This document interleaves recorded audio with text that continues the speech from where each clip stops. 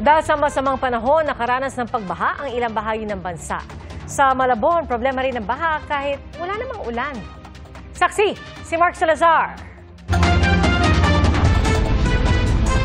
Lusong dito, sakay doon, yan ang palaging sinusuong ng mga taga-Malabon na piniperwisyo pa rin ng baha. Kaya ang mga residente natuto na lang sumabay sa agos.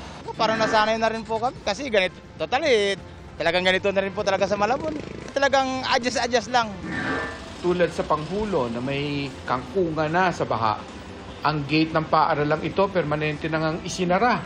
Ang mga pedicab nga natuto na ring lumevel up para hindi mabasa ang sasakay.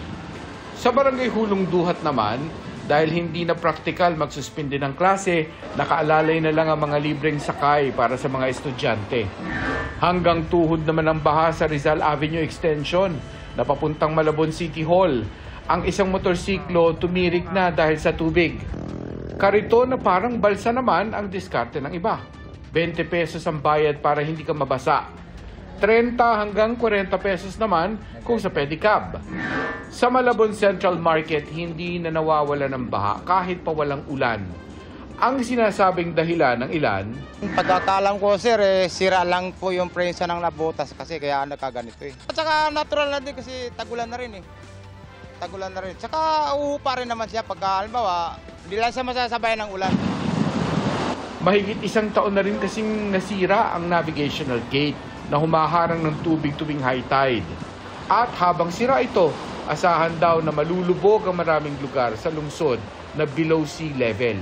Sa huling advisory ng DPWH, sa katapusan ng Hulyo pa inaasahang matatapos ang navigational gate ng Navotas na malaking tulong laban sa baha, maliban sa mga pagkakataong nagsanib ang high tide at malakas na ulan. Hampas na mga alon naman mula sa Manila Bay ang naranasan sa tabing dagat sa Baseco Compound sa Maynila kaninang umaga. Ang mga kalsada mistulang dagat na rin dahil sa abot binti na baha, bunsod ng magdamag na pag-ulan. Naranasan din ang masamang panahon sa ilang lugar sa Metro Manila tulad sa Marikina at Quezon City. Sa Lawag, Ilocos Norte, umulan din ng malakas at may buhawi pang namataan.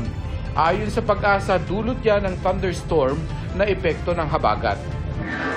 Sa Baguio City, pumambalang sa Cannon Road ang isang malaking pine tree sa gitna ng thunderstorm kaninang umaga. May naitala ring pagguho ng lupa. Ayon sa Office of Civil Defense, patuloy pa rin ang blue alert status dahil sa masamang panahon. Ang affected talaga ay Regions 1, 3, CAR, Region 2, and of course kasama ang NCR. Generally, Northern Luzon po ang apektadong lugar. So far, humupa na karamihan. We have recorded 42 areas na flooded, 35 pa rin ang flooded, and 7 areas nag-subside na po. Sa tala ng National Disaster Risk Reduction and Management Council o NDRRMC, mahigit 30,000 pamilya ang naapektuhan ng masamang panahon dahil sa bagyong Bising at Habagat. Isa naman ang naiulat na nasawi na patuloy pa ring bineberipika.